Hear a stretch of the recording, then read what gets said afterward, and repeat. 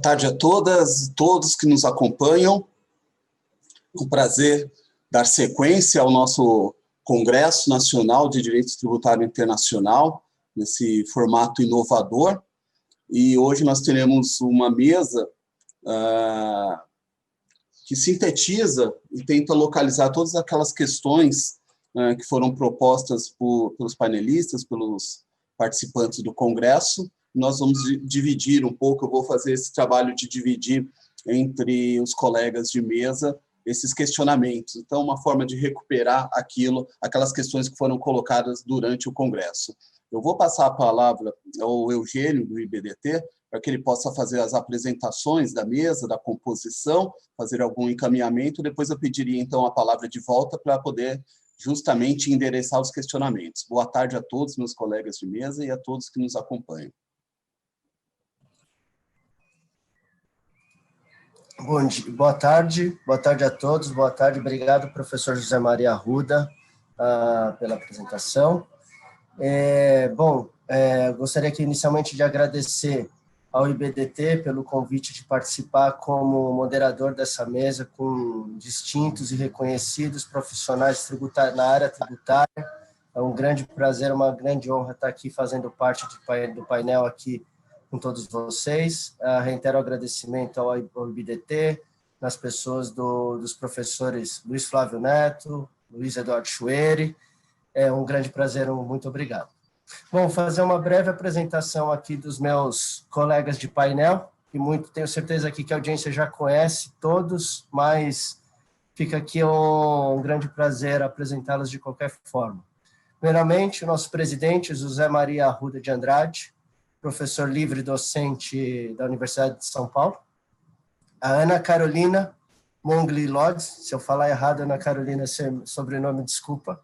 Ela é mestre em Direito Tributário, ela é pela University of Leiden University, é professora do INSPER, aqui brasileira, aqui, formando a mesa pelo Brasil, representando o Brasil. Professor Carlos Otávio Ferreira de Almeida, professor aqui da casa do IBDT, da PUC Campinas, mestre pela URJ, também aqui brasileiro, inclusive foi meu professor aqui esse semestre em algumas matérias aí no começo do semestre. Um grande prazer, professor. Professor Paulo Vitor Vieira da Rocha, também professor do IBDT, também compondo aqui a mesa. Também estou tendo o privilégio, a oportunidade de estar cursando agora uma matéria nesse semestre com ele. Prazer em revê-lo aqui, professor Paulo Vitor. Valéria de Alessandro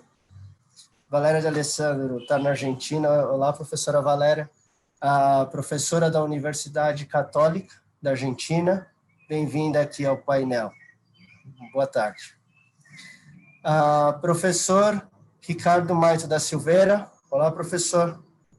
Coordenador do curso de Introdução e Atualização em Direito Tributário aqui do IBDT, também. Mestre pela Universidade de São Paulo e sócio do escritório Tosini Freire. Por último, mas não menos importante, o professor Romero Tavares, professor do INSPER, sócio da PwC e também reconhecido palestrante na área de Direito Tributário Internacional. A todos, muito obrigado pela participação, pela elaboração com o painel. Declaro aqui abertos os trabalhos. Passo, então, a palavra para o professor José Maria Arruda iniciar os trabalhos. Boa tarde. Muito bem, é um prazer, então, estar aqui.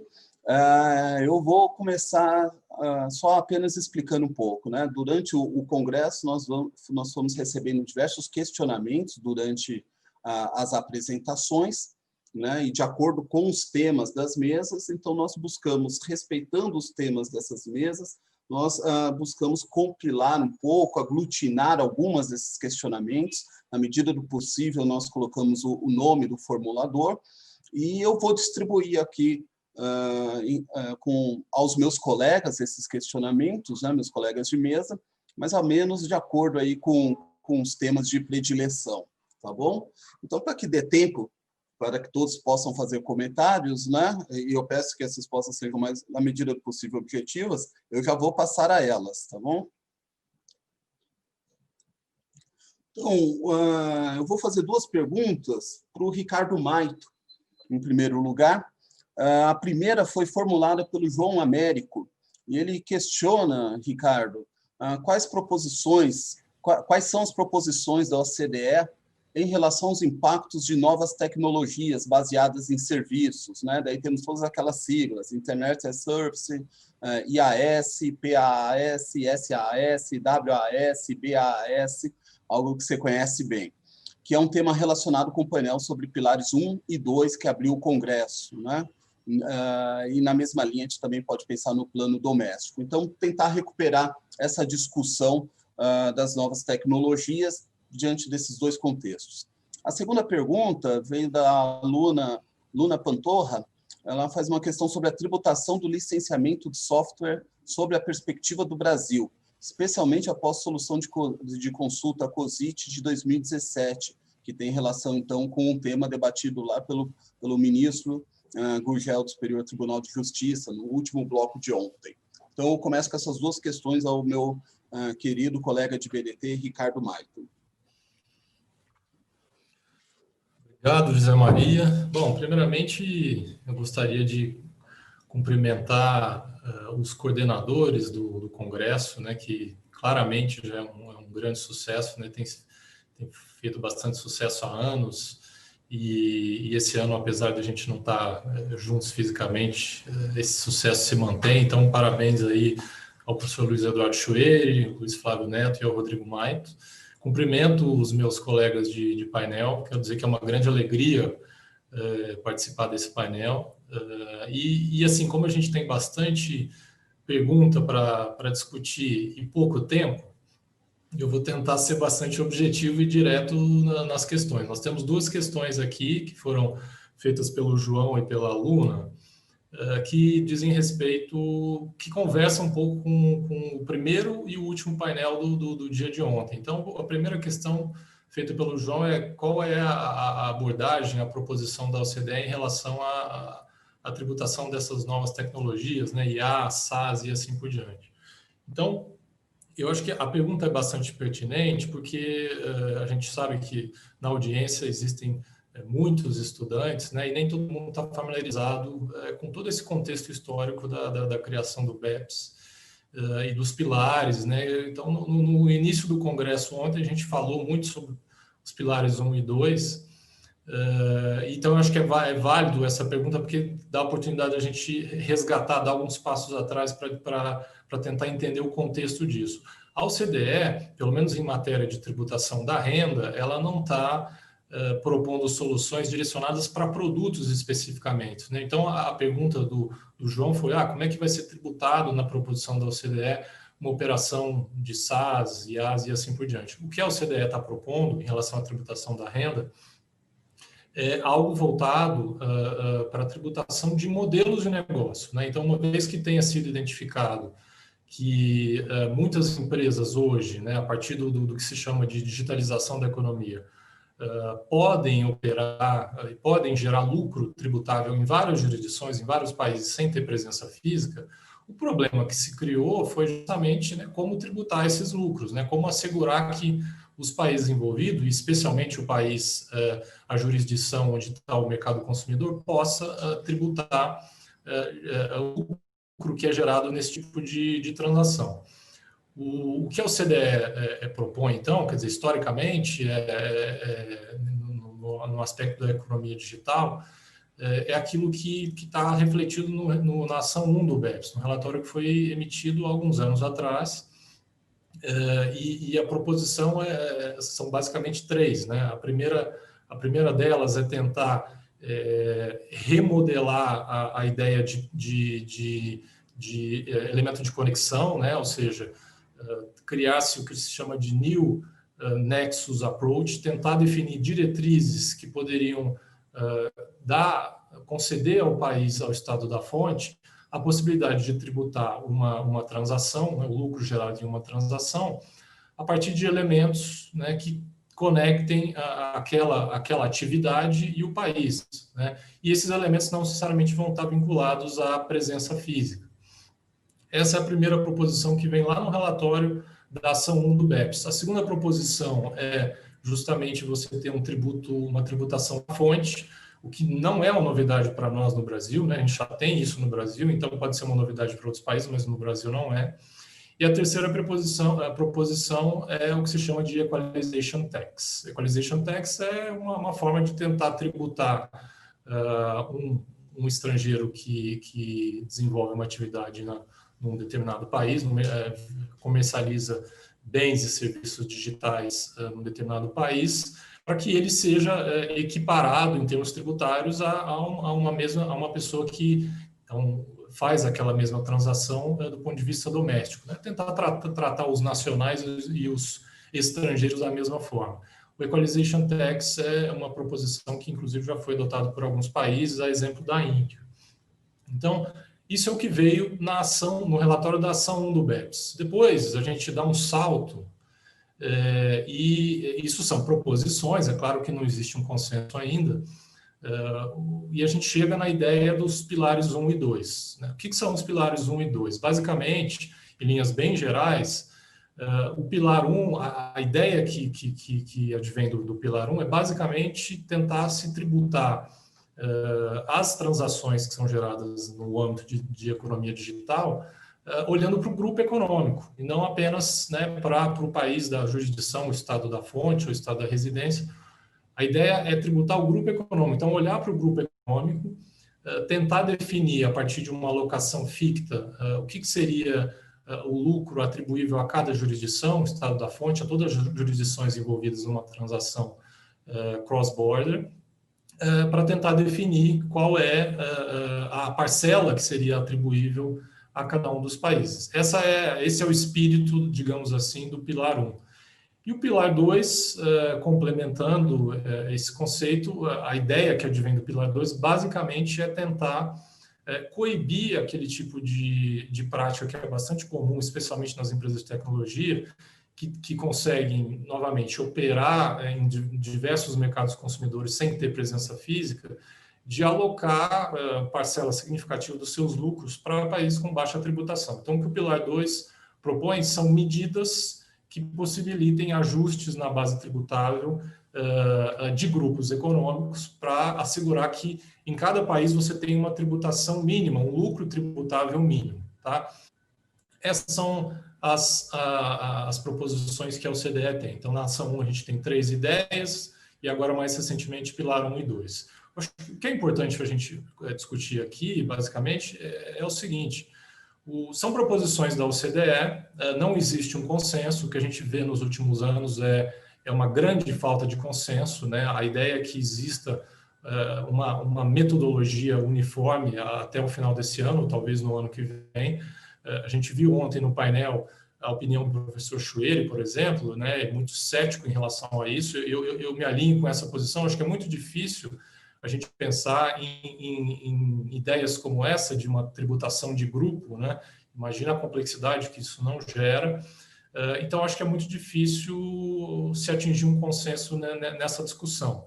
E o que a gente tem visto em paralelo são as iniciativas individuais, unilaterais dos países, ou seja, tudo aquilo que caminha em sentido contrário a um consenso, né? Então, os países estão introduzindo gradativamente legislações domésticas que tentam tributar operações que são realizadas na então, eu citei o caso da Índia, né, tem a proposição da Itália, na França, e até em países não desenvolvidos, né? Ontem no painel, a nossa colega representando o continente africano mencionou que até a Nigéria tem uma proposição interna para se criar um digital tax a partir do ano que vem. Tá? Então, acho que, em linhas gerais, são essas as proposições que a OCDE coloca para a tributação da renda gerada para operações realizadas na economia digital. Do ponto de vista do Brasil, trazendo essa questão um pouco para o lado brasileiro, a gente já tem um imposto de renda na fonte há muito tempo. Antes de se começar a falar em economia digital, a gente já tinha essa figura da tributação na fonte, do imposto de renda retido na fonte, como uma diretriz geral, né? Ou seja, independentemente de se definir se existe presença física ou não. Algumas pessoas dizem que até isso seria representaria uma posição inovadora do Brasil. É claro que não é inovador, isso digamos, by chance, né? Ou seja, por acaso que o Brasil tem esse tipo de tributação prevista na sua lei interna. E o que a gente vai ter que discutir, provavelmente, é se isso é um mecanismo adequado para tributar atividades na economia digital. A gente tem uma alíquota geral de imposto de renda na fonte de 15%, que não necessariamente conversa, por exemplo, com as iniciativas que a gente vê nos outros países, né? Alíquotas de 6%, de 3% e 5%. Se a gente pensar que hoje existe uma tendência bastante clara para a redução da tributação, da alíquota corporativa dos países, se a gente pensar Estados Unidos com alíquota de 21%, Reino Unido com 19%, a média da OCDE é de 23%, acho que é correto dizer que uma alíquota de fonte como a que a gente tem no Brasil de 15% é muito alta, né, representaria um custo muito alto como uma iniciativa para tributar esses produtos digitais, né? Ou seja, isso acaba gerando um desequilíbrio na tributação entre país da fonte e país da residência. Tá? Então, eu vou já avançar para a segunda questão. A segunda questão que foi colocada pela aluna é sobre como é que está a questão da tributação de licenciamento de software após a solução de divergência de 2017. Acho que ela está se referindo àquela mudança de posição da Receita Federal, se não me engano, é a solução de divergência número 18 de 2017, por meio da qual a Receita Federal passou a entender, foi uma mudança de entendimento de legislação, passou a entender que operações de remessa de recurso posterior a título de licenciamento de software estariam sujeitas ao imposto de renda de 15%. A gente falar de tributação de software é algo complexo, demoraria muito tempo aqui. A gente sabe que tributação de software no Brasil é super confuso, né? Basta a gente imaginar que a gente está há décadas aí discutindo qual é o VAT que tem que ser aplicado para a transação envolvendo software, se é ICMS ou ISS, né? A gente espera que no próximo mês, está pautado aí para a decisão no STF essa questão, a gente espera que o STF venha a decidir esse tema, né? Mas o que eu queria discutir aqui não é o ICMS e ISS, é o imposto de renda na fonte. O que aconteceu foi que, no passado, a Receita Federal ela se alinhava com uma diretriz do STF, com base num precedente lá do final da década de 90, que fazia aquela divisão estranha entre software de prateleira, aquele que é comercializado em larga escala, e o software por encomenda, que era aquele feito especificamente para uso de um cliente. E aí, no meio do caminho, você tinha o software customizado, que estava mais, dependendo, obviamente, do nível de customização, estava mais ligado ao software de prateleira. Qual era a visão que a Receita Federal tinha em relação à tributação de operações em que uma empresa brasileira licenciasse software junto a um estrangeiro? A Receita dizia: se o software for um software de prateleira, a equiparação que se faz é uma mercadoria, então, portanto, isso é tratado como se fosse uma compra de mercadoria, não há imposto de renda na fonte. E no cenário mais incomum, ou quase impossível de se ver, em que você tem um pagamento um software por encomenda, aí sim isso é equiparado a uma importação de serviço, está de 15%. O que aconteceu foi que, em 2017, a Receita Federal mudou de posição e disse o seguinte: olha, esquece aquilo que eu sustentava antes. Eu acho que a gente tem que fazer uma divisão aqui, que é a seguinte: a empresa brasileira que licencia o software para comercializar, que paga, então, que remete recursos ao exterior pelo direito de comercializar software, esse pagamento ele tem a natureza de royalties, ele deve ser tributado, sim, pelo imposto de renda alíquota de 15%. E na hipótese em que a empresa licencia o software para uso próprio, aí sim vale aquela distinção clássica do STF. Se for software de prateleira, não tem imposto de renda; se for software por encomenda, tem imposto de renda. É uma mudança de posição que, na verdade, pegou muitas empresas de surpresa. Até então, não era uma preocupação, porque como era uma transação, na maioria das vezes, não tributada, nem se pensava, por exemplo, em quais eram os efeitos da aplicação de acordos de bitributação, né? Agora, mais recentemente, o que a gente tem visto é como, na visão da Receita, grande parte dessas operações entrou no campo da tributação, ou seja, passaram a ficar sujeitas ao IR de 15%.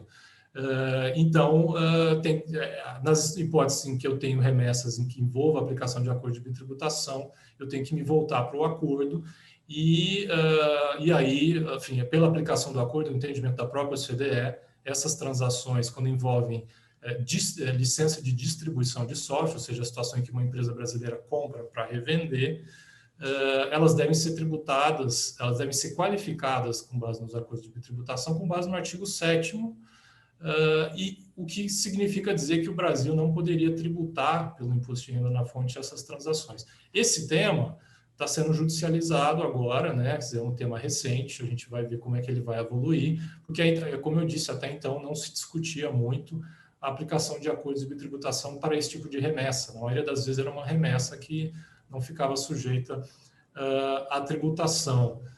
E aí, só para finalizar, José, acho que eu estou talvez estourando um pouco o meu tempo aqui, mas já finalizando, tudo isso que eu disse aqui em relação à tributação da licença de software é um olhar para o passado, porque na realidade as operações hoje são, poucas das operações que a gente vê hoje na prática são realizadas por meio de licenciamento de software. O que a gente tem hoje, na grande maioria dos casos, é a figura do software as a service. Ou seja, hoje em dia ninguém mais adquire licença de software para uso próprio. A gente aluga a licença e aluga com base num contrato mais complexo que envolve o uso da licença, assistência técnica, atualizações, né? Quer dizer, o programa que a gente está utilizando aqui agora para fazer o congresso, que é o Zoom, é um exemplo disso. Quer dizer, é a figura da assinatura, né? Você paga para utilizar, se você não paga mais, você não faz mais jus ao uso daquilo. Então, a configuração que se tem hoje é completamente diferente do que a gente tinha no passado. E o desafio que a gente vai ter que enfrentar é porque no Brasil, a importação de serviço ela não fica sujeita somente ao imposto de renda. A gente sabe, como a gente viu a palestra ontem do ministro Gurgel, brilhante, ele falou de imposto de renda, CID, PIS/COFINS e ISS, e tem o IOF ainda, ou seja, uma transação que nominalmente pode chegar a uma tributação de 40% ou, dependendo do caso, até 50%. Então, acho que esse é um grande desafio que o Brasil vai ter para a tributação de operações envolvendo software no futuro. Eu paro por aqui e passo a palavra para o José, então, para a gente continuar. Obrigado. Obrigado, professor Ricardo Marto. Recentemente, o Supremo Tribunal Federal recuperou essa distinção entre produtos de prateleira e customizados ao tratar do imposto sobre serviços incidentes sobre produtos farmacêuticos. Então, o que seria produto feito em farmácias de manipulação, que no final são mercadorias também, eles identificaram como se fosse customizado, voltaram a essa classificação. Bom, eu vou endereçar agora algumas questões ao professor Carlos Otávio de Almeida, do tema do Pilar 1, Pilar 2 e Covid, né, um dos primeiros temas do Congresso. São 3 questões, né? A outra trata também da Covid e dedutibilidade de doações. Então, para o professor Carlos de Almeida, o Leonardo Pignatari, ele perguntou, a OCDE acredita que seja possível o consenso para Unified Approach até o fim de 2020, ou, pelo menos, até o fim de 2021. Há algum plano B em caso de não ser alcançado o referido consenso? A segunda pergunta é a Aide Velásquez. Ainda haveria um papel para o grupo G4 na aprovação dos minimum standards e no alcance de soluções do sistema tributário internacional daqui em diante? E aí, há uma pergunta, uma provocação do nosso diretor, João Bianco, no seguinte sentido, né? Se Bill Gates vier ao Brasil, matar alguém e ficar 10 anos na prisão, ele será considerado residente fiscal no Brasil nesse período? Para essa terceira pergunta do João Bianco, né, do Bill Gates matando alguém aqui e ficando 10 anos na prisão, eu gostaria de escutar o professor Carlos de Almeida, e também as considerações da professora Valéria D'Alessandro, com a sua perspectiva argentina e, claro, de tributação internacional também. Tá? Então, para a terceira pergunta, se possível, eu gostaria de ouvir os dois colegas. Muito obrigado, presidente Zé Maria Arruda Andrade. É um prazer muito grande. Zé Maria, que anos atrás esteve como examinador na minha banca de doutorado, e realmente uma alegria reencontrá-lo aqui hoje. E aproveito a ocasião para saudar, naturalmente, todos os colegas painelistas aqui. Uma honra muito grande, uma alegria dividir com todos, aprender com todos hoje. E, especialmente, saudar e agradecer ao IBDT, doutor Ricardo, professor Schweg, professor Luiz Flávio, que vem realizando esse congresso também. O próprio Rodrigo Maito, que também participou da organização, nossa gratidão pela grandeza e pela qualidade do evento que nós estamos tendo a oportunidade de participar. Então, eu queria aproveitar, já que o nosso congresso também se preocupa um pouco com a questão do Covid, procurei responder essas questões tentando algum link, imaginando algo para o que vem aí pela frente. Então, na pergunta do nosso Leonardo, se acreditamos num consenso para o Unified Approach, até o Ricardo acabou de falar um pouco sobre isso, eu vou tentar fazer uma abordagem um pouco diferente, o Ricardo já deu toda a explicação técnica, então já até nos facilitou. Eu realmente vou me recordar aqui do vazamento que houve no relatório da OCDE, Blueprint, porque isso vem sendo tratado, preparado pelo Steering Group do Inclusive Framework. Para a gente ter uma ideia e diretamente responder aqui ao Leonardo, nós temos uma reunião marcada para o começo de outubro, daqui a poucos dias, para que o Inclusive Framework avalie o resultado desse Blueprint Report. E em novembro, um mês adiante, o próprio G20 fará essa análise. Então, quer dizer, o que está lá hoje, se não houver consenso, nós já estaremos em dezembro praticamente, e aí, naturalmente, relembrando mais uma vez o que disse já o Ricardo, dificilmente conseguiremos em 2020 alguma solução, porque já está aí realmente. Nós, então, que somos da área do direito, estamos bem acostumados com os efeitos do prazo sobre os nossos corações e mentes. Então, assim, prazo chegando, frisson total, e, na verdade, não vemos ainda esse consenso resolvido. Mas repare que no Blueprint nós temos umas colocações importantes que eu queria trazer. Eles reconhecem, tecnicamente, até um trabalho muito avançado na construção, por exemplo, do que eles estão chamando de building blocks, algo necessário para se fazer a realocação, realmente, dessa renda que não é usual, não é uma renda de rotina, lucros que não são rotineiros. Então, eles acham que esse trabalho está avançado. No entanto, expressamente no report que vazou, felizmente para a gente comentar, eles dizem que não há, na verdade, me perdoem, dificuldades de ordem técnica, mas, sobretudo, dificuldades políticas. E quais são os mais críticos pontos de dificuldade para que os países se ajustem? Primeiro, o escopo. Como é que seria feita esse pilar 1, por exemplo? O escopo, o alcance. Alguns querem uma ring-fenced, um sistema de ring-fenced para digital economy, outros querem que todas as multi, etc., querem toda a economia digitalizada, todas as operações de multi inseridas no contexto, no escopo. Então, esse primeiro ponto não me parece de fácil solução.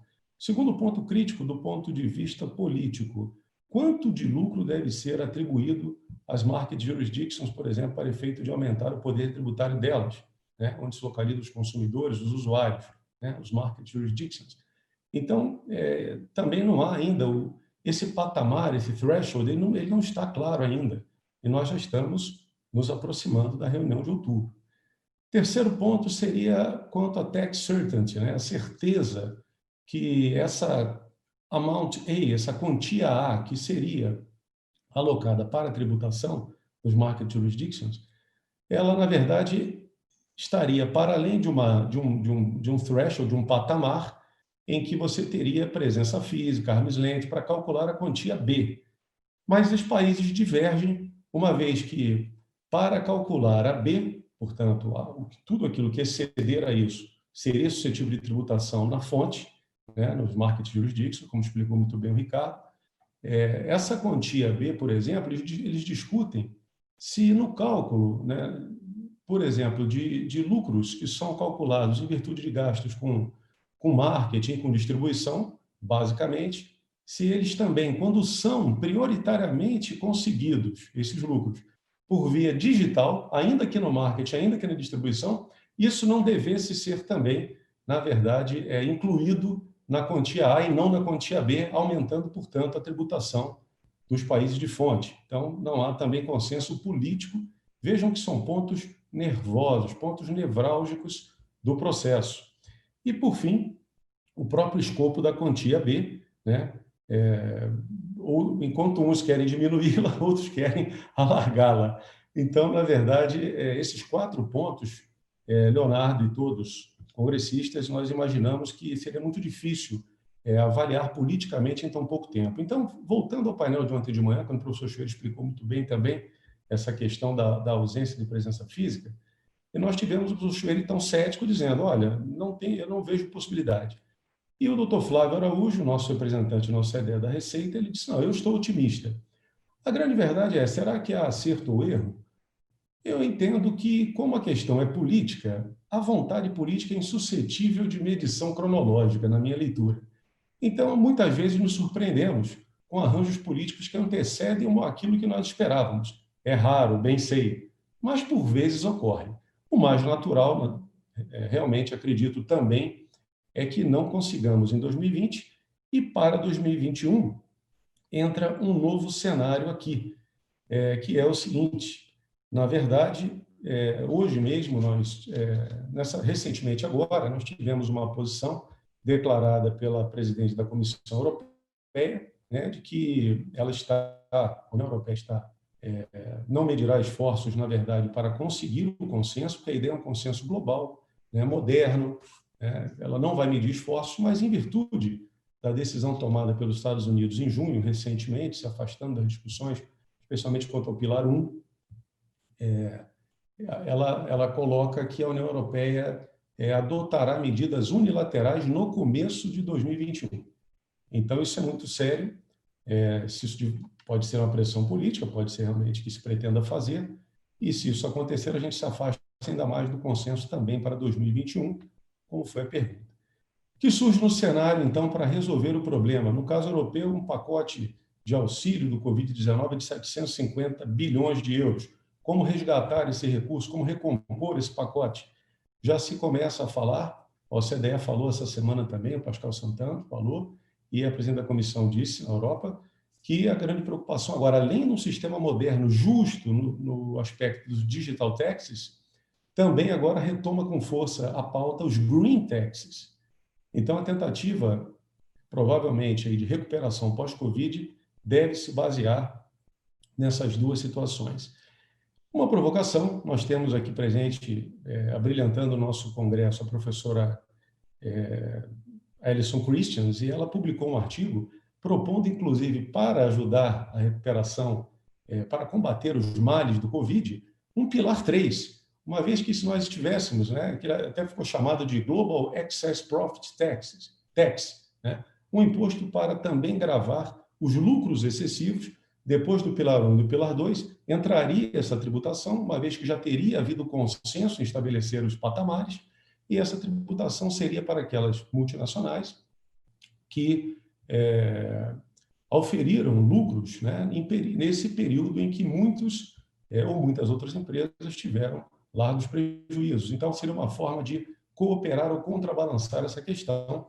É uma ideia, né, e nós estamos suscitando porque foi um dos pontos trazidos pela questão do Covid. Passando rapidamente para a questão da AID, em apenas aqui eu achei interessante a questão da AID, porque, na verdade, ela falou do G24, Zé Maria, é o G24, que é um grupo de países em desenvolvimento. O Brasil integra, basicamente, América Latina, África e parte da Ásia, basicamente. Países em desenvolvimento é um grupo ligado às questões monetárias e ao desenvolvimento. Então, a pergunta dela é muito interessante, no sentido de saber se esse grupo teria ou não algum papel a desempenhar na aprovação dos mínimos standards ou mesmo nas questões digitais que estamos falando aqui, soluções de tributação internacional. Quanto aos minimum standards, eu vou ser bem breve, porque, na verdade, já foi também abordado ontem muito bem. São 5, 6, 13, 14, todos esses, eles estão sob o controle, o manuseio, a gestão do Inclusive Framework. Então, não vemos como afastar esse comando na realidade. Agora, é lógico, são 137 países no Inclusive Framework e 24 aqui interessados em participar. Como relatório, inclusive esse atual, vazado, atualíssimo, chamado Blueprint, do Pillar One, ele nos fala que... Espera aí, gente, deu um branco aqui, acredita? Pensava eu, vamos lá. Ele nos fala, lembrei, ele nos diz o seguinte, que o objetivo, na verdade, de todo esse trabalho é buscar um sistema globalizado, justo, moderno e sustentável. E eles também escrevem no relatório que isso incluiria todos os países desenvolvidos ou ainda em desenvolvimento, pequenos ou grandes. Expressamente se encontra isso no relatório, eu fiz questão de buscar. É lógico que nós temos países que pertencem ao G24 que não pertencem ao Inclusive Framework, então ficaria um pouco mais difícil de participar nas deliberações. Aqueles que participam podem ter alguma vantagem. Passando aqui a última questão rapidamente, para passar também a palavra à professora Valéria, a questão do nosso diretor, o professor Bianco, né? Uma provocação muito interessante. E eu vou me permitir aqui, na verdade, trazer o seguinte sobre ela. É uma questão sobre residência, né? Uma questão muito interessante sobre residência, e nós podemos pensar também, não apenas na prisão, mas efetivamente alguém que tenha vindo e tenha ficado doente com Covid, tenha sido entubado, tenha passado aqui mais de 183, por exemplo, seguidos no espaço de 12 meses. Isso é um critério objetivo que o Brasil considera, por exemplo, para a caracterização da residência no Brasil. Eu queria pegar um gancho e fazer uma análise de um fenômeno muito interessante que está em curso e que aqui no Brasil ainda tem sido pouco discutido, que é a questão do brain drain, né? Nós ainda não temos muito assim trabalhado a questão da concorrência tributária internacional pelo capital humano. E o Brasil vem perdendo bastante. Então, nós sabemos que essa questão da residência ela decorre da soberania do Estado, uma conexão pessoal, pode trabalhar com nacionalidade ou com residência, trabalhamos com residência, muito bem, e temos dois tipos de indivíduos aqui que são especialmente alvo de políticas de atração ou de retenção desse capital humano. São os indivíduos high skill, né? Aqueles de alta qualificação educacional e profissional, ou aqueles que têm grandes fortunas, os high net worth individuals. Esses dois são alvos de políticas atrativas ou retentivas. E quando nós observamos o Brasil, não encontramos com muita clareza uma política nesse sentido. Que efeitos temos aí? Ou nós trabalhamos com normas indutoras para fazer imigrar, muitas vezes desoneras, ou impõe-se o tributo, um exit tax, por exemplo, para haver retenção, né, e não haver a emigração. Diante desse cenário, nós vemos um indivíduo, por exemplo, na jurisdição, imagine no Brasil, com o que nós chamamos de push factors, fatores de repulsão, estamos empurrando ele para fora. Corrupção, recessão econômica, retração, tributação alta, desequilibrada, enfim, descorrelação entre os gastos públicos e as receitas, os ingressos públicos. Então, isso tudo são push factors que empurram o nosso altamente qualificado ou afortunado para fora, e outros países exercem as pull factors, né? Atração. O Brasil, nesse caso, ele tem enfrentado realmente problemas interessantíssimos. Nós fomos aí listados pelo próprio, numa análise feita pelo IBGE, nós percebemos que há mais pessoas qualificadas no Brasil do que vagas no mercado para elas. Desde 2013 temos vivido esse cenário aqui, né? Não temos dados oficiais brasileiros, mas pesquisas internacionais nos apontam como 105º lugar na capacidade de atrair bons cérebros, chamado brain gain, e apenas 70º no brain retention. Então, temos realmente visto vários brasileiros, por exemplo, Estados Unidos, nos últimos anos, 93% dos brasileiros que migraram para lá tinham ou graduação, ou pós-graduação, ou MBA, ou doutorado, ou mestrado. 93% optaram por sair daqui para os Estados Unidos. Então, há outros fatores, esses fatores de pull factors, né? Eles, em último grau, o que a gente quer dizer é que nessa concorrência pelo capital humano, a perda de indivíduos habilidosos e de indivíduos afortunados é péssima para a questão do desenvolvimento. E nós precisamos recuperar também aqui o pacote de benefícios que tem pressionado o nosso orçamento. Maior circulação de dinheiro no Estado, essas pessoas trazem maiores investimentos, criação de empregos, expansão de atividade econômica, avanço em áreas chaves como saúde, ciência, tecnologia, enfim, sem contar que são pagadores de imposto de renda na pessoa física. Nós gostaríamos de ver, aproveitando a pergunta do Bianco, que o Brasil acordasse um pouco e trabalhasse essa questão para também competir um pouco mais, pensando em recuperar algo pós-Covid, o que se aproxima aí em velocidade bastante grande. Muito obrigado. Zé Maria, retorno a palavra. Meu tempo está aqui marcando. Professora Valéria, por favor, sobre o Bill Gates. Obrigada, José Maria. Obrigado, Carlos. Okay, I will speak in English. I have confessed today to my Eu vou co-panelists. falar em inglês e admito hoje que meus co-panelistas, eu nasci no Brasil, é um fato que poucos conhecem, mas eu mudei para a Argentina com 7, então eu esqueci grande parte do bom português que eu falava, mas eu entendo bem. Obrigada pelo convite para ser parte desse brilhante painel. Muito obrigado a Luiz Flávio Neto e outras personalidades, e parabéns pela brilhante coordenação do painel. Estou desfrutando muito, eu adorei o exemplo do Bill Gates e sua pergunta. Então, achei é uma pergunta bastante interessante essa sobre o Bill Gates. Então, ela leva a algo que está ocorrendo muito na Argentina no momento. Não é algo comum no momento que novas famílias e pessoas físicas estejam interessados em se mudar para a Argentina. A tendência, na verdade, é o oposto, todos querem ir embora, e nós temos muita imigração, como Carlos mencionou, duas grandes tendências, uma na Argentina, imigração de famílias e pessoas físicas e também de empresas, e também imigração também de cérebros, digamos assim. Então, tanto para as famílias que estão indo embora e também para as que estão entrando e vindo para a gente. Então, o fator-chave na pergunta do Bill Gates seria intencionalidade.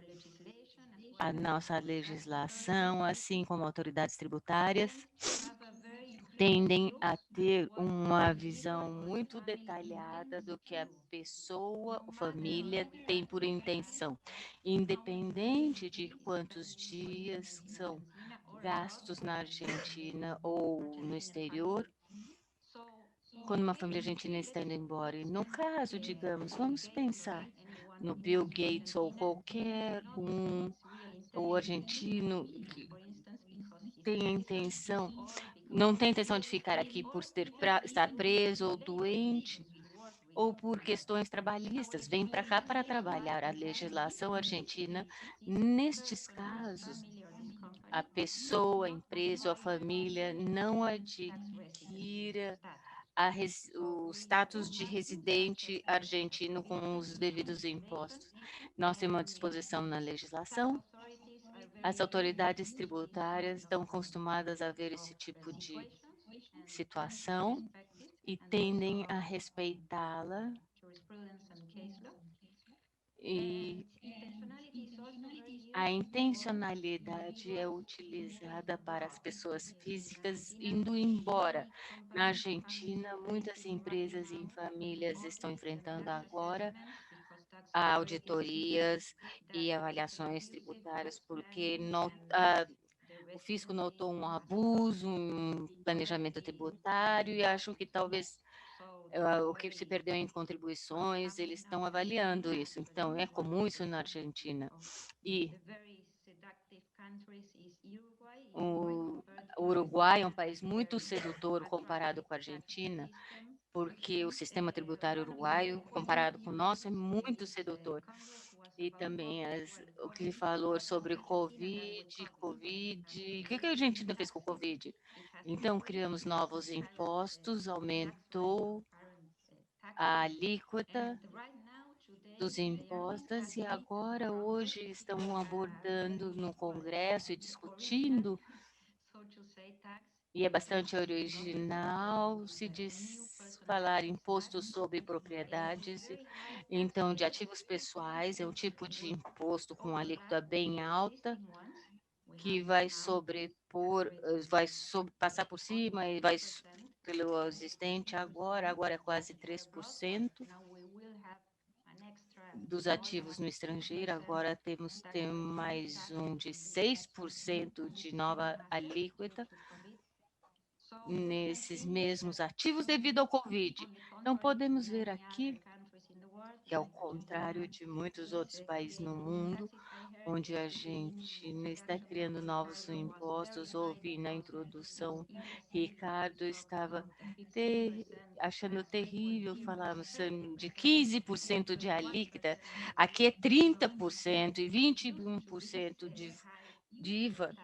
Estamos acostumados com essas pressão de tributos e alíquotas, e com relação ao CDI, as legislações, diretivas e tal, podemos dizer que na Argentina é um estudante, somos bons estudantes, estamos sempre na primeira fileira da sala de aula, então, e pegando as sugestões, e foi avante numa maneira muito exagerada, pode-se dizer, ou talvez, e agora, na verdade, falando sobre serviços digitais, empresas, Hilberg, Netflix, Airbnb, Speed, Spotify, estão enfrentando aqui avaliações tributárias na Argentina. Então, as autoridades tributárias são bastante agressivas,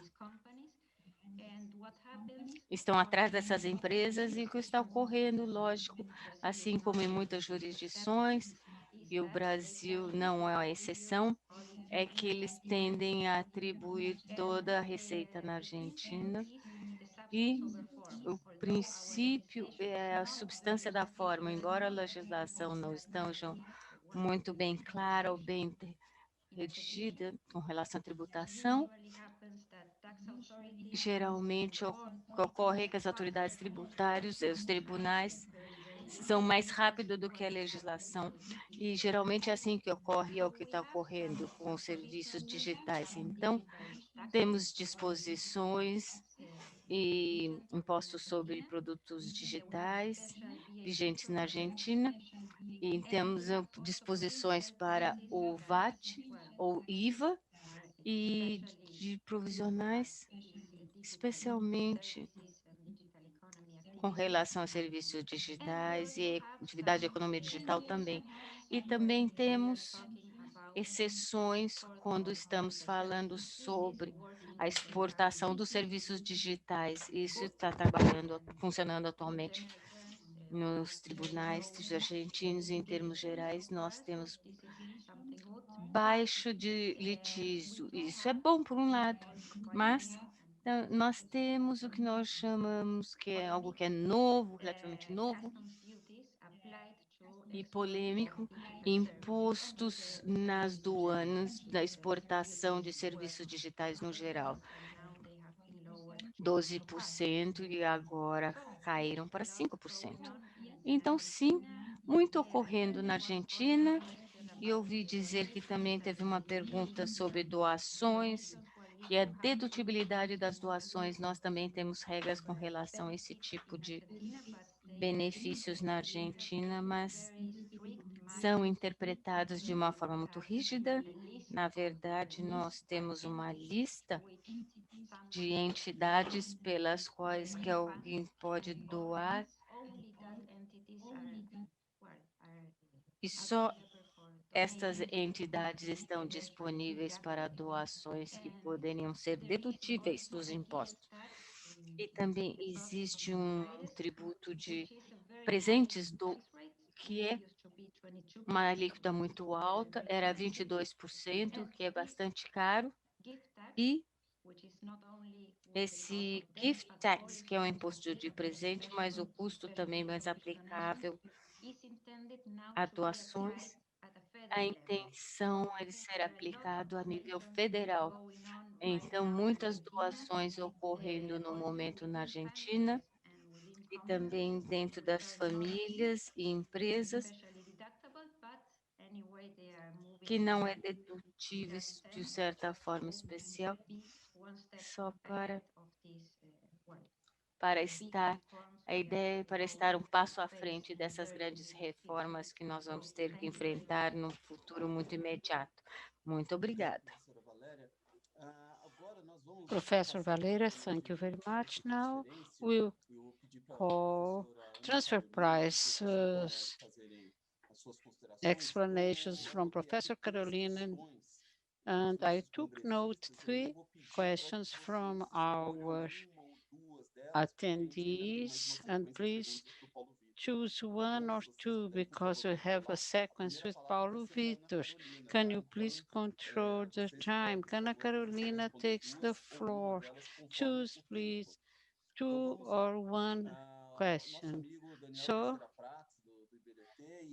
Teixeira Prates, amigo of Daniel do IBT, asking, respectively, what's the result of using fixed margins in the harmful situation caused by COVID-19, and what would be the priority, the B or C instead of the resale price? And so Gustavo Pagliuso asks if the safe harbors considered in the conversion project concerning transfer price in Brazil in the OECD standard, is it a deviation of the concept of safe harbor, and it is in conflict with the arm's length principle? OECD would consider a safe harbor in substantive activities. And our colleague Ricardo Maito and Gustavo Fayuz, one question, the necessity to have adjustments not only in tax sense, but also accounting and effective with the right of the taxpayer. When you have adjustments, you have adjustment of price and recovery. So the companies receiving money from abroad, could we pay as a complement? We have several elements in 3 questions. I would like Ana to organize her talk, some of these points, and after Ana, Romero. Thank you, IBDT, for the invitation to be here with you, my colleagues, and mediator José Maria, our president, Eugênio. Thank you all. A special thanks to the coordinator of the events, Professor Chuere, Professor Luiz Neto, and Rodrigo. Thanks for the invitation. Congratulations for the excellent event. Questions, the time is short. They are very interesting, the questions. I'll try, first of all, deal with the fixed margin subject, and also the fact that it's interesting to give priority to, instead of resale price map, Daniel Prats and Bianca asked it. Yes, fixed margins are not advantageous in the situation that we have. And I agree that companies will try to use CUP, C-U-P, without fixed margins, and using a method that permits being closer to what's known in the market. But the biggest problem is finding comparables. So the ideal situation would be use a CUP, but maybe it's almost impossible due to the absence of comparables, so couldn't use CUP. So the present situation, exceptionally speaking, something that we're seeing as chamada it gripe has happened. espanhola, e a gente espera que não se repita tão cedo. Algumas empresas, não todas, algumas empresas, talvez prefiram o risco de viver esse tipo de momento que a gente está vivendo hoje e não ter que aplicar o Arm's Length Principle, prefiram esse risco porque esse tipo de situação é excepcional e prefiram não ter todo o custo, a insegurança jurídica de se aplicar o arm's length principle, mas algumas talvez prefiram sim aplicar e fazer seus estudos de preço de transferência de maneira mais complexa. Eu sei que no processo de convergência das nossas regras brasileiras ao padrão da OCDE, já está superada a ideia de um sistema opt-in, opt-out, por conta do risco de dupla não tributação. Eu sei que isso já foi superado nos estudos que têm sido desenvolvidos conjuntamente pela Receita Federal e pela OCDE.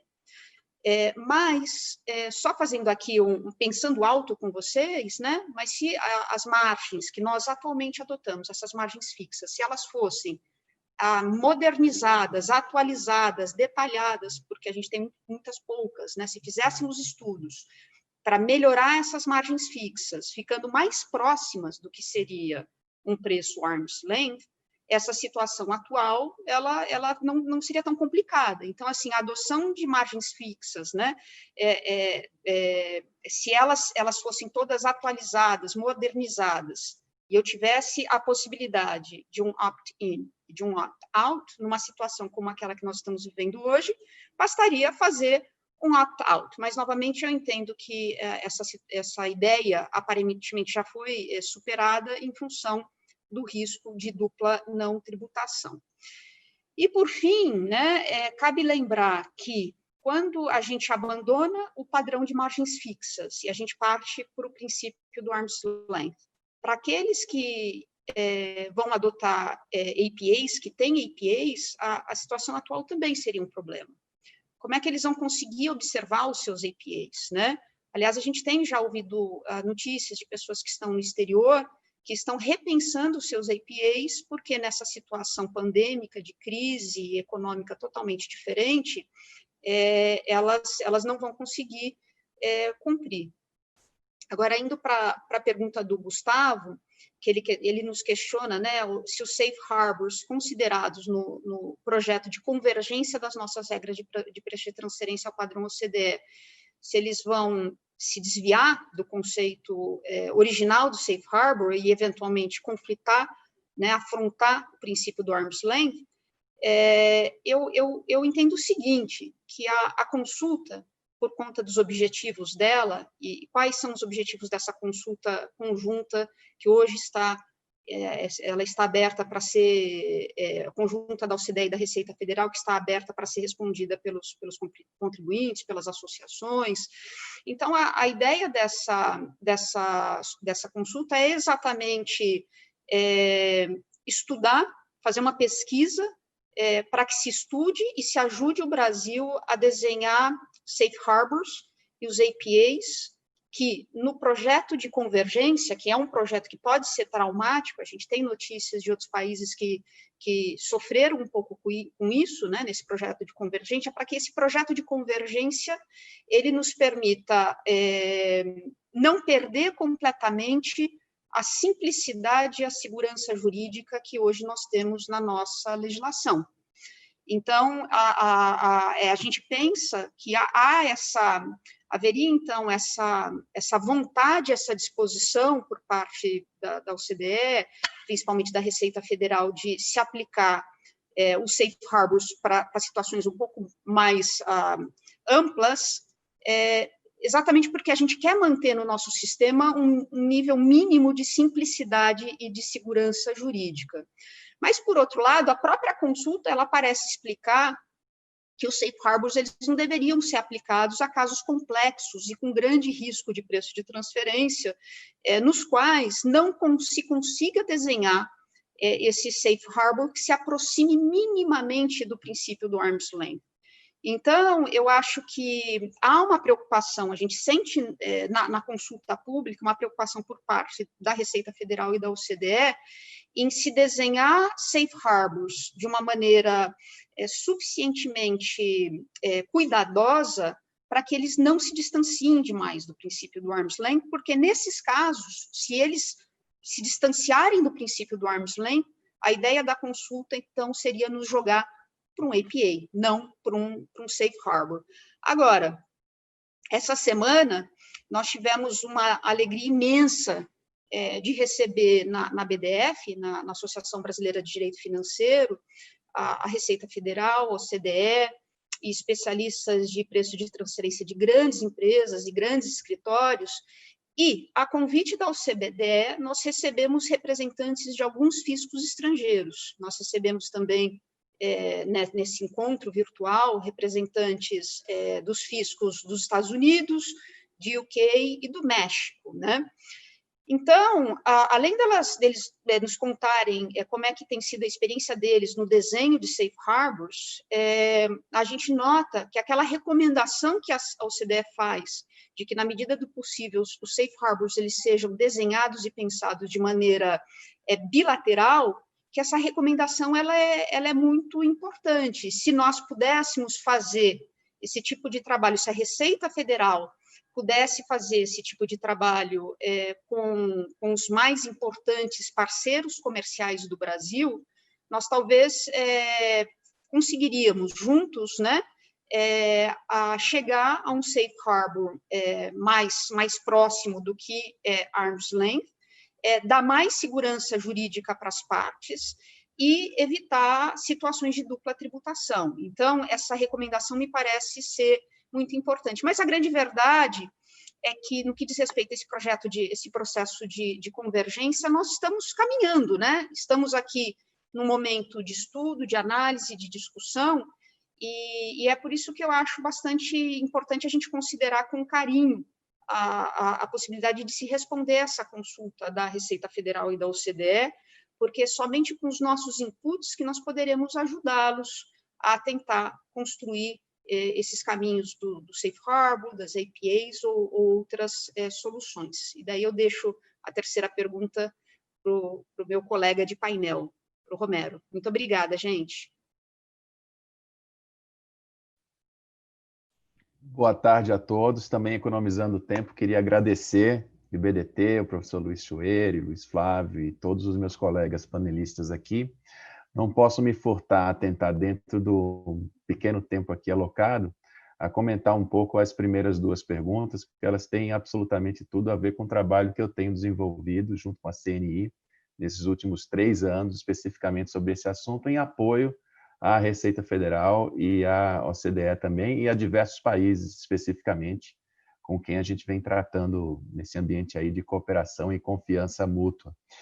Me atendo aqui também, muito especificamente, aos pontos das primeiras perguntas. Eu queria aproveitar a primeira, do Daniel e da Giana, até para demonstrar como são ricas as possibilidades de resolução de conflitos e de realmente de se chegar na melhor resposta, quando não se trabalha somente com 3 métodos. Quando a gente trabalha com métodos ou CUP, ou Cost Plus, ou Resale Minus, a gente está numa camisa de força dos antigos métodos transacionais, para os quais os comparáveis são mais difíceis ainda, como disse muito bem a Ana Carolina. Se você tentar buscar, de fato, um comparável de transação com base no CUP, é muito mais difícil do que se você tentar trabalhar, por exemplo, com comparáveis de operações de empresas, que é o que acontece com, por exemplo, o Total Net Margin Method, ou seja, os métodos que são baseados em lucratividade, TNMM e o Profit Split, eles são métodos que acabam sendo muito mais utilizados na prática, porque através deles se consegue fazer mais viável o estudo de comparabilidade. Ou seja, dentro da metodologia das diretrizes, que é o que hoje interpreta o Arm's Length, não vamos confundir as diretrizes com o Arm's Length. Elas são hoje a melhor interpretação do Arm's Length, né? O Arm's Length é a lei, é o artigo 9, está contido no artigo 9 da Convenção Modelo, assim como na legislação base dos países. A metodologia, a caixa de ferramentas para se chegar no Arm's Length é o que vive em constante evolução, nunca para de mudar e de evoluir, e onde geralmente encontra a melhor guarida no nível infralegal, inclusive. Mas, enfim. Então, na caixa de ferramentas das diretrizes, com todas as evoluções que elas têm feito, foram, de fato, agregados aos 3 métodos iniciais, mais 2. E quando se tem esses outros 2, se pode trabalhar tranquilamente com a perspectiva de prejuízos. Então, tanto na situação que a empresa é standalone, ou seja, no Total Net Margin Method de uma empresa que não está integrada com outra na produção de renda, quanto quando você tem uma situação onde mais de uma parte contribuem com ativos ou com funções únicos e valiosos. Esse é o termo, se o método mais adequado seria um profit split. Mas tanto o profit split quanto o TNMM podem ser, através do benchmark, pode-se constatar que um prejuízo é o resultado de mercado, o resultado comparável para aquele momento. Então, esses dois métodos, eles trazem, de fato, mais próximo da realidade essa metodologia, mais próximo, inclusive, do princípio jurídico do arm's length, numa situação especialmente como essa que a gente está vivendo, do Covid-19. Então, de fato, a pergunta do Daniel e da Giana é muito pertinente. Ela demonstra como não somente a metodologia das margens fixas, como também a disponibilidade de métodos mais limitados do que os 5 oferecidos hoje na caixa de ferramentas das diretrizes, como pode resultar em, digamos, em parâmetros de comparação ou em imposição tributária irrazoável e fora do que seria não só a realidade do contribuinte ou da economia como um todo, mas fora do que seria o critério jurídico, que é o objetivo desse controle de preços de transferência, né? Acaba sendo, nesse caso, uma regra de alocação e também uma regra anti-abuso. E numa situação de Covid-19, um prejuízo não é abuso por parte do contribuinte. Então, se impor uma ficção de margem nessa situação é uma desconexão com a realidade absoluta. Isso me leva também ao segundo ponto, o ponto do Gustavo Pagliuso, muito embora, como a Ana mencionou já em mais de um momento, foi deixado claro pelo grupo de trabalho que está envolvido, engajado, fazendo um trabalho fantástico aí há mais de 2 anos, por parte da Receita e também da OCDE, na evolução dessa convergência, já foi dito muito claramente que nós não vamos inovar demais aí nessa caixa de ferramentas brasileira dos safe harbors, né? Não vamos ousar demais para não correr o risco de dupla não tributação, como disse a Ana muito bem. Ocorre que a gente vai ter uma dificuldade prática, de ordem prática. E para resolver, ou para tentar resolver essa dificuldade de ordem prática, é possível sim se trabalhar com a perspectiva de desenvolvimento de safe harbors, não que se aproximem do arm's length, mas dentro do arm's length. Porque mesmo o arm's length tem limitações na segunda parte da análise, que é o estudo de comparabilidade. Em forma muito resumida, dentro dos meus 10 minutinhos aqui, mas um estudo econômico de preço de transferência não é uma atividade trivial, não é uma perícia contábil, é um estudo econômico. Nesse estudo econômico tem uma parte onde a informação ela é verificável no contribuinte, ou seja, quais são as funções, ativos, atividades e riscos incorridos, característicos do perfil do contribuinte. Então, é o ponto de partida, é um ponto verificável e conhecido. A partir desse ponto de partida, que é a análise funcional, você tem a segunda etapa do estudo econômico, que é a análise de comparabilidade. Na análise de comparabilidade, você vai buscar dados externos no mercado. Você vai buscar quem seria comparável a esse perfil funcional. E existe uma dificuldade muito grande, mesmo em se tratando do 4º e do 5º métodos, com base em margem, seja no TNM, seja no próprio, mesmo neles, que não são tão camisa de força quanto os métodos transacionais, mesmo neles existe uma grande dificuldade de se comparar um contribuinte com outro, uma transação com outra. Essa dificuldade, costumeiramente, acaba resultando na utilização de dados estrangeiros. Então, é muito comum, por exemplo, no ambiente europeu, 27 países, mesmo com suas diferenças institucionais, há um alinhamento institucional autossuficiente, inclusive, acho que nunca antes visto, né, supranacional, que converge de tal maneira a economia desses países, mesmo os que não tenham moeda comum, que realmente a importação de dados de um país para o outro requer ajustes muito identificáveis, de muito fácil, comparativamente, mas relativamente fácil do ponto de vista econométrico. Se você trabalha numa economia grande, como, por exemplo, os Estados Unidos, e você tem aí dois, de certa forma, menores, como Canadá e México, dentro do ambiente do NAFTA, também uma utilização de dados entre esses 3 países ela se sujeita a alguns ajustes de comparabilidade mais intuitivos, eu diria. Mas quando você trabalha com uma economia muito grande, como é a economia brasileira, e algumas outras, China, Índia, e economias controladas com intervenção estatal, e economias fechadas com impostos aduaneiros muito altos, com preços controlados em diversos setores, você tem aqui quase uma autarquia. Você tem um ambiente econômico onde os setores e as empresas podem ter margens relativas no ambiente macroeconômico brasileiro diferentes do que elas teriam em outros países. Então, apenas um ajuste de comparabilidade macroeconômico padrão que se vê mundo afora não é suficiente. É factível, mas é factível se for mais sofisticado do que o padrão. Então, teria-se que inovar no Brasil nos ajustes de comparabilidade. Teria que haver, sim, nova subjetividade em cima de que ajustes de comparabilidade seriam corretos para se chegar no arm's length. Como eu vou precificar uma barreira aduaneira, uma questão tributária interna, o ICMS-ST, um PIS/COFINS monofásico, o impacto que isso pode ter em formação de preços, o impacto que isso pode ter em custo de capital. Enfim, então, todo esse nosso arcabouço institucional precifica as coisas de um modo muito peculiar.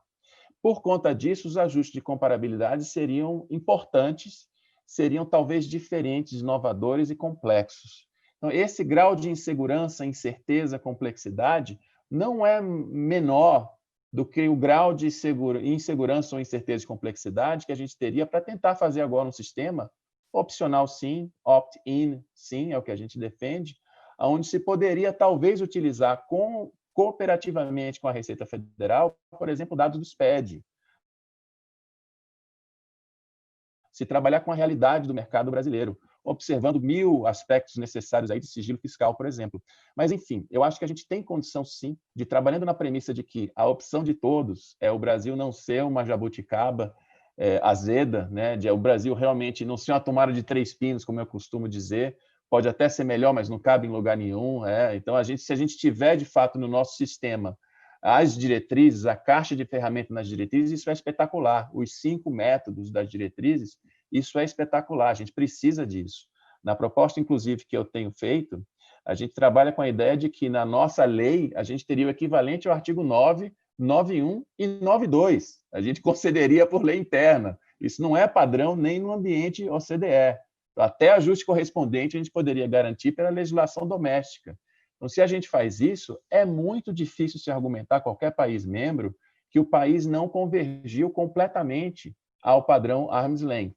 Agora, se eu, abaixo disso, insiro na caixa de ferramentas do Regulamento do Imposto de Renda, no RIR, um belo capítulo com toda a metodologia das diretrizes da análise funcional, eu dou continuidade a isso, trago isso para o chão.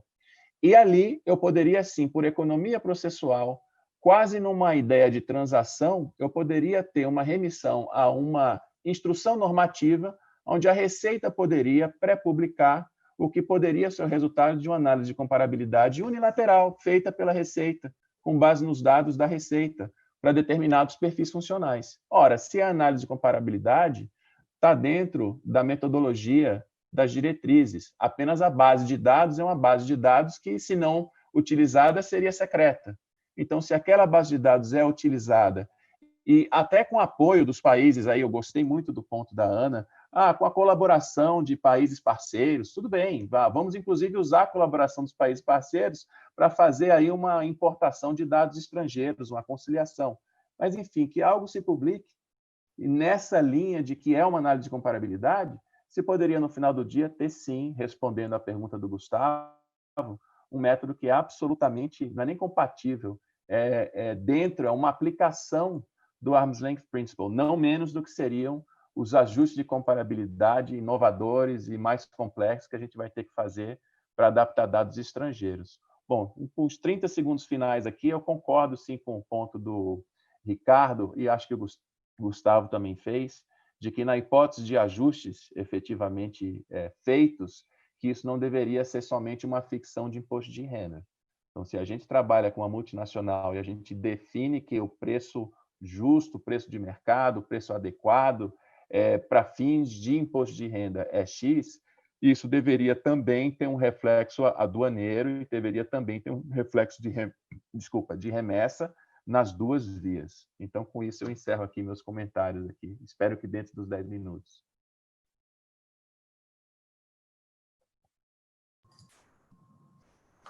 Legal.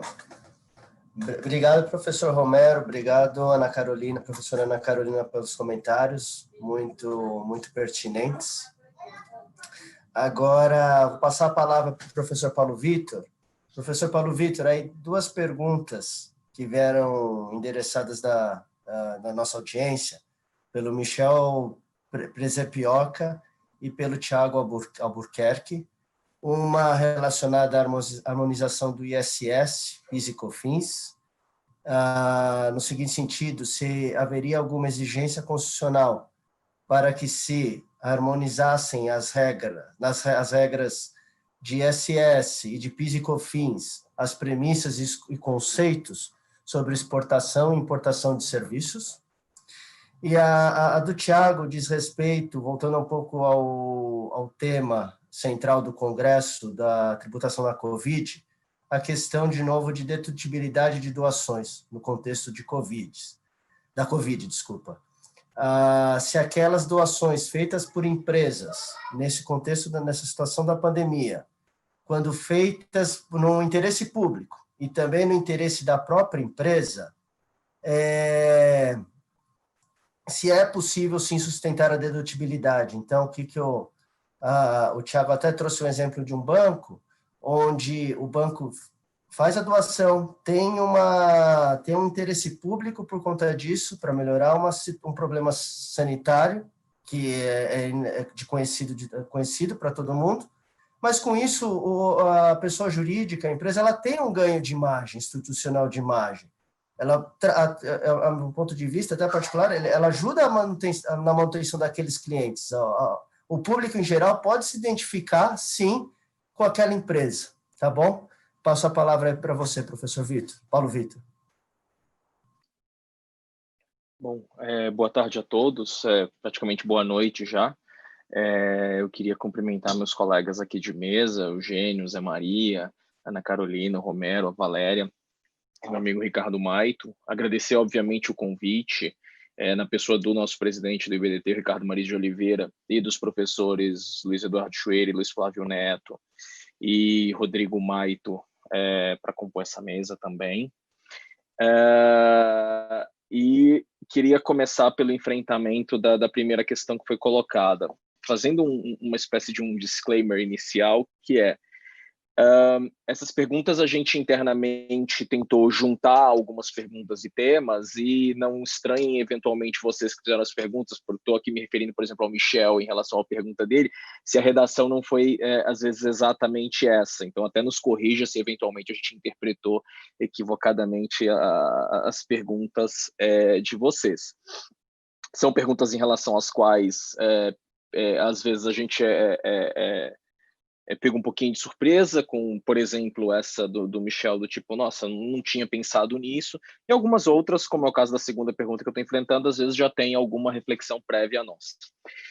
Sobre a pergunta da harmonização, o Michel, no fundo, pergunta se não seria interessante buscar essa harmonização entre PIS/COFINS de um lado e ISS do outro, no que se refere à questão da importação, do que configura a importação, do que configura a exportação de serviço.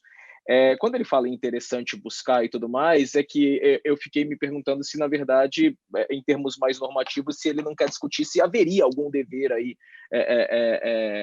posto no nosso sistema, e nesse caso seria um dever constitucional, de buscar essa harmonização. Bom, antes de mais nada, a gente só vive esse problema no Brasil porque a gente lida com tributos diferentes, muitas vezes por uma ótica bastante conceitual, bastante formalista. Talvez para um estrangeiro soe até impressionante que a gente precise ter uma discussão como essa. Nossa, então quer dizer que eu estou tratando do mesmo fenômeno, exportação de serviços, e pode ser que para um imposto municipal eu tenha uma consequência que é diametralmente oposta, ou se baseia em conceitos diametralmente opostos a um conceito para o mesmo fenômeno, ou buscando pelo menos o mesmo fenômeno de exportação de serviços, só que prefeito de uma tributação federal, de PIS e COFINS? Essa é a nossa realidade, a gente enfrenta isso mesmo. E eu tendo, ainda que tenha tido relativamente pouco tempo para refletir sobre a questão, eu tendo a achar que existe sim alguma necessidade ou algum dever normativo para o Estado de buscar essa harmonização. Por quê?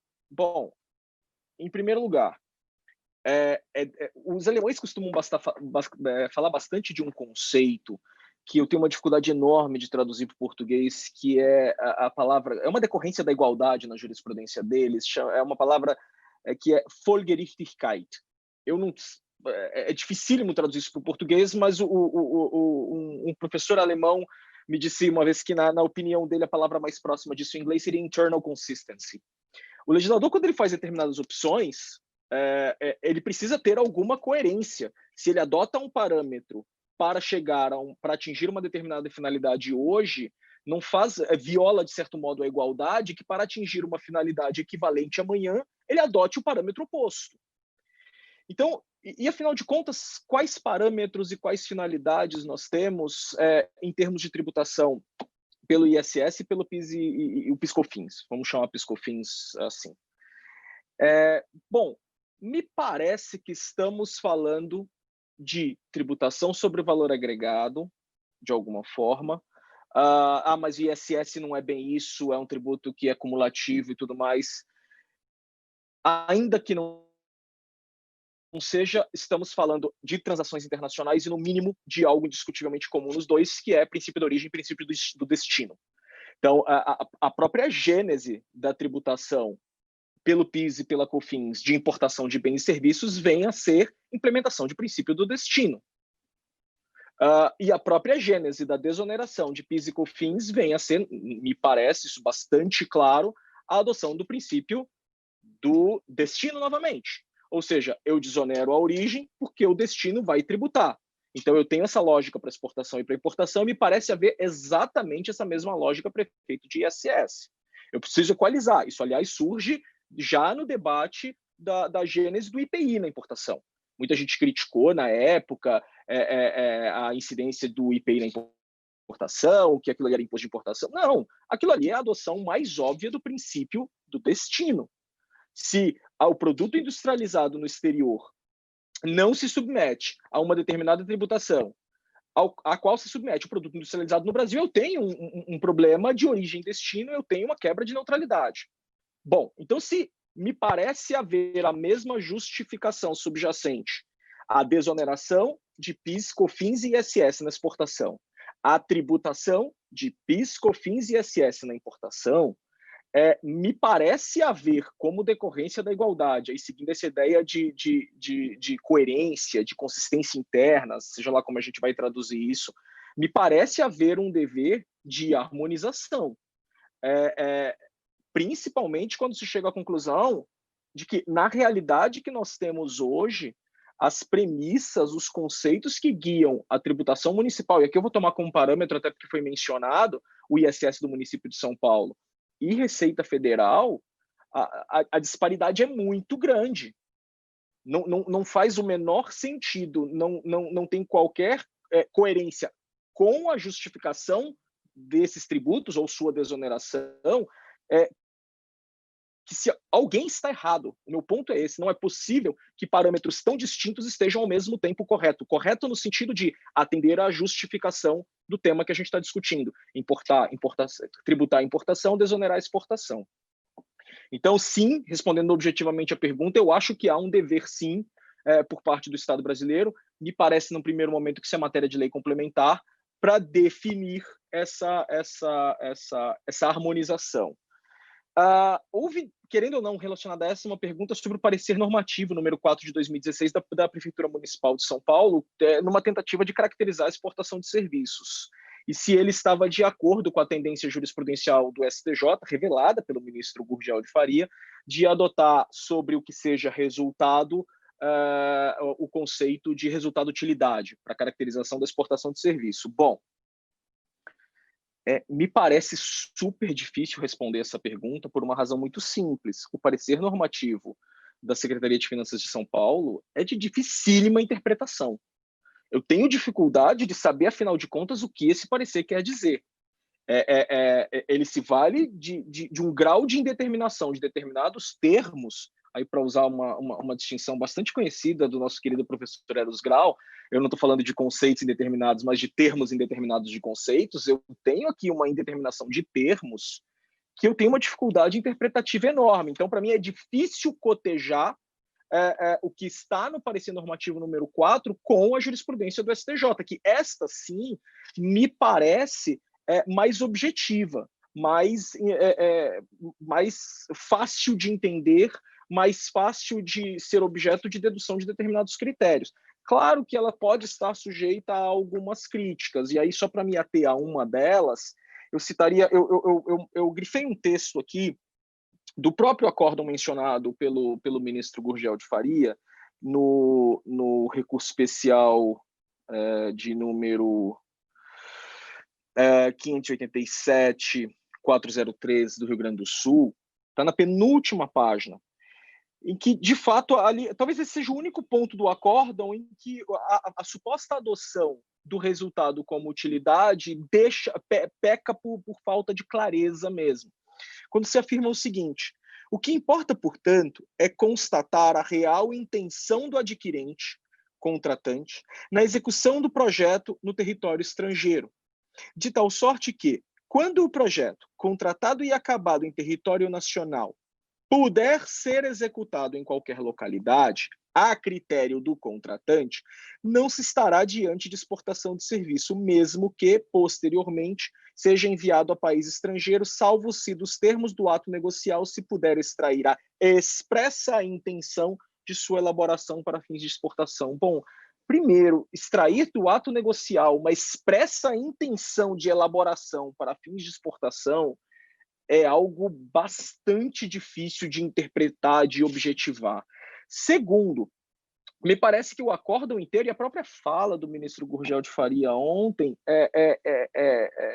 me pareceu bastante clara no sentido de que o resultado como utilidade se caracterizava no exterior quando fosse nítido que aquilo ali só poderia ser executado no exterior.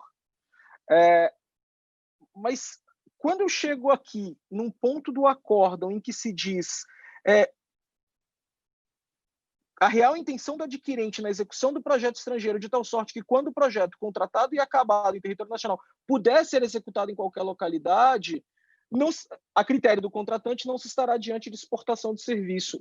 Bom, agora eu fiquei em dúvida. Então, significa que, se o projeto foi feito para ser executado no exterior, mas, de alguma forma, eu puder interpretar que ele pode ser executado em qualquer localidade, bom, qualquer localidade é qualquer localidade, incluindo o território nacional ou não?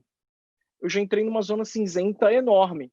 Ou seja, aquele caso concreto julgado, de fato, se a gente olhar as circunstâncias fáticas, é indiscutível que aquilo ali não tinha como ser feito em qualquer outro lugar. Mas eu não tenho dificuldade de imaginar uma série de outras circunstâncias e que, embora aquilo ali claramente tenha sido encomendado para execução no exterior, é muito difícil caracterizar, em muitos casos, que aquilo ali só possa faticamente ser executado no exterior. E aí eu tenho uma dificuldade de saber que critério predomina, afinal de contas.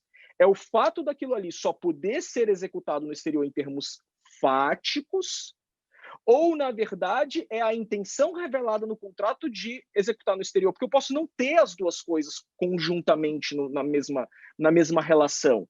Eu posso ter um caso em que o contrato pode ser executado em qualquer localidade, mas está claro no contrato que aquilo ali está sendo feito para execução no exterior. Mas eu também posso ter o contrário.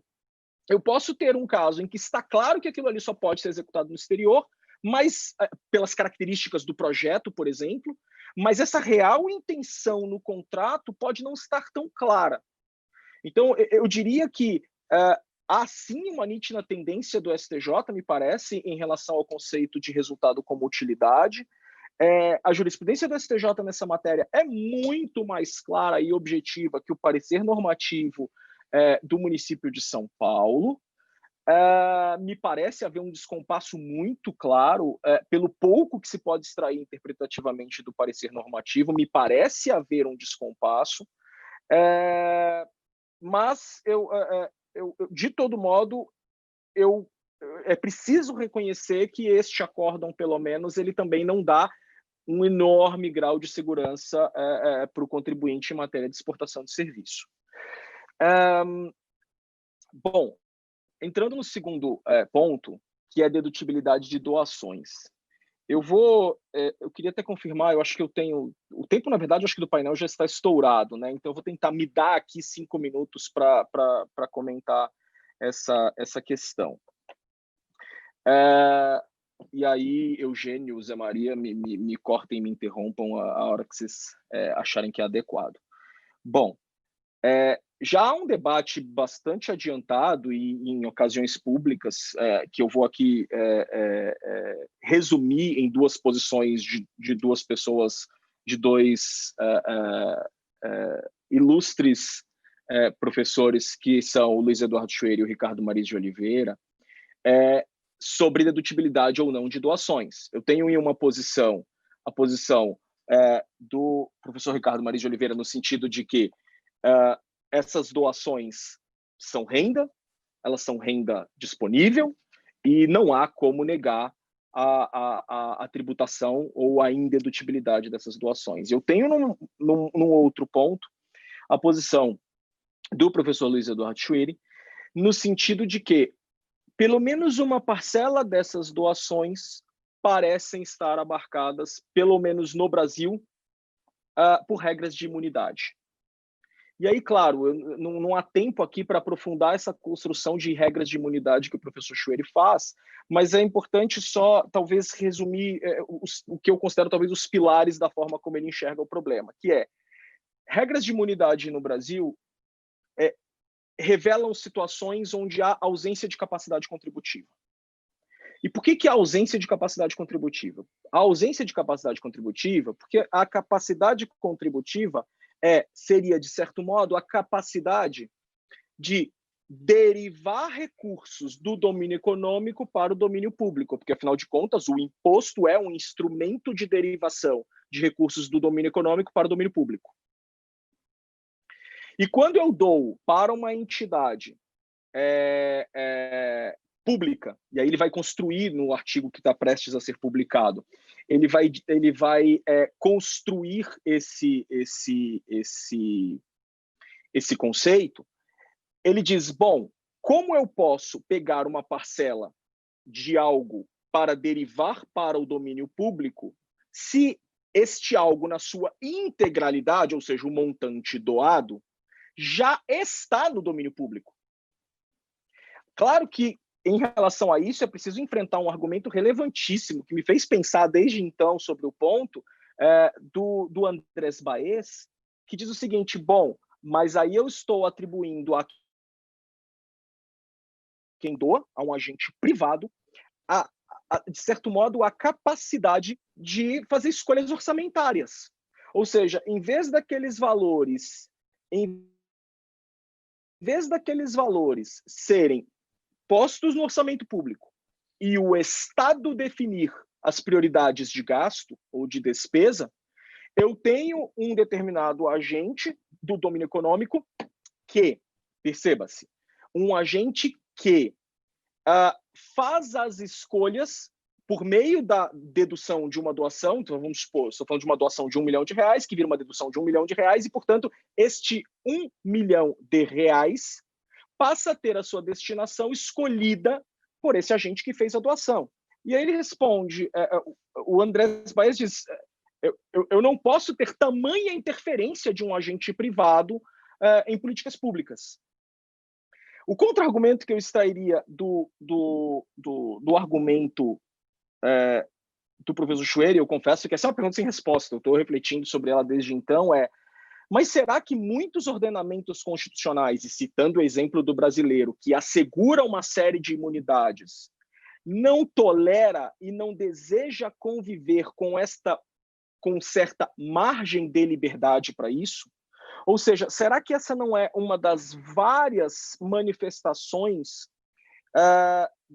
eu diria, de certas prerrogativas contra-majoritárias. A nossa ordem constitucional e uma série de outras ordens constitucionais são repletas eu diria que de institutos contra-majoritários, ou seja, a democracia é a vontade da minoria, mas eu tenho algumas situações, eu tenho algumas exceções em que eu asseguro mecanismos contra-majoritários. Então, será que, em alguma medida, essa esfera de liberdade não seria assegurada, eu me pergunto, a determinados agentes, que, por exemplo, sejam uma minoria numa determinada sociedade, uma minoria política, uma minoria étnica, seja lá o que for, para ter esta liberdade de, com recursos que, em princípio, são originados de si, interferir de alguma maneira, mesmo em políticas públicas? Será que os ordenamentos constitucionais não toleram isso em medida alguma? Talvez a resposta seja o meio do caminho. Talvez eu não possa permitir uma interferência extrema de determinados grupos econômicos ou de determinados agentes econômicos com poder econômico muito robusto, mas talvez eu também não possa chegar no outro extremo de simplesmente negar isso por completo. Claro que aqui eu estou falando de situações onde é nítida que aquela doação é alocada fora do domínio econômico e, portanto, no domínio público. Aqui vamos enfrentar o exemplo concreto de um banco que faz uma doação no contexto da Covid-19. Se aquela doação, como é que se caracteriza isso no caso concreto? É super difícil, mas se aquela doação se caracteriza como algo posto no domínio público, fora do domínio econômico, não me parece que faça tanta diferença assim o fato de aquilo beneficiar a imagem, por exemplo, do banco, o fato de aquilo beneficiar o próprio mercado consumidor do banco, porque a pergunta meio que sugere o seguinte: bom, quando o banco faz a doação no contexto da Covid-19, ele está assegurando, inclusive, a saúde e a manutenção da vida dos seus clientes, em alguma medida. Ele está garantindo clientes para ele. Então, esse é o tipo da razão que não me parece ser decisivo ou afastar qualquer conclusão a que se chegue, por diversas razões. Essa imagem, o banco também, ou qualquer empresa, pode usufruir desta boa imagem ou desta boa propaganda espontânea de diversas outras formas. E não me parece que eu anule os efeitos nessas outras situações por causa disso. Aliás, vamos pensar hoje que a gente, por conta... o BEP surge a partir de uma suposta... Desculpa, professor Paulo, poderia só encaminhar para as conclusões? A gente claro. Ainda precisa passar um recado aqui de pesquisa. Obrigado. Um minuto só. Imaginem o seguinte: o BEP surge num contexto em que empresas são criticadas por uma imoral economia de impostos. Será que hoje a empresa que for taxada como uma bela pagadora de impostos não usufrui dessa boa imagem? E por conta disso eu vou negar algum outro efeito porque ela está se beneficiando dessa boa imagem de bom pagador de impostos? Então, não me parece que isso faça muita diferença. Para mim, o ponto central é encontrar um equilíbrio entre negar completamente essa margem de liberdade para interferir em políticas públicas e, de certo modo, dar uma liberdade extrema que pode fazer, numa situação extrema, com que determinados agentes ou grupos econômicos ditem a política pública de um país. Acho que são essas minhas considerações e, professor José Maria, peço desculpa pelo excedido. Obrigado. A gente que agradece suas considerações, professor Paulo. Bom, eu vou dar por encerrada essa mesa, né, agradecendo a todos os nossos colegas de mesa por sua dedicação em tentar enfrentar todas essas questões que chegaram para a gente aí no decorrer do dia, né? Desejar a todos os participantes do Congresso, agradecer a todos, né? E eu acho que a gente está encerrando o segundo dia, teremos amanhã ainda, e o Congresso realmente tenho acompanhado, tá fantástico. Então, eu aproveito para agradecer os seus organizadores principais, professor Chueri, professor Luiz Flávio, professor Rodrigo Maito, a todos eles meus agradecimentos. Eu vou passar a palavra para o Eugênio, por conta de uma pesquisa que a gente vai ter agora, tá bom? Boa noite a todos, obrigado. Obrigado, professor José Maria. Obrigado a participação de todos os professores painelistas aqui presentes. Muito obrigado pela audiência.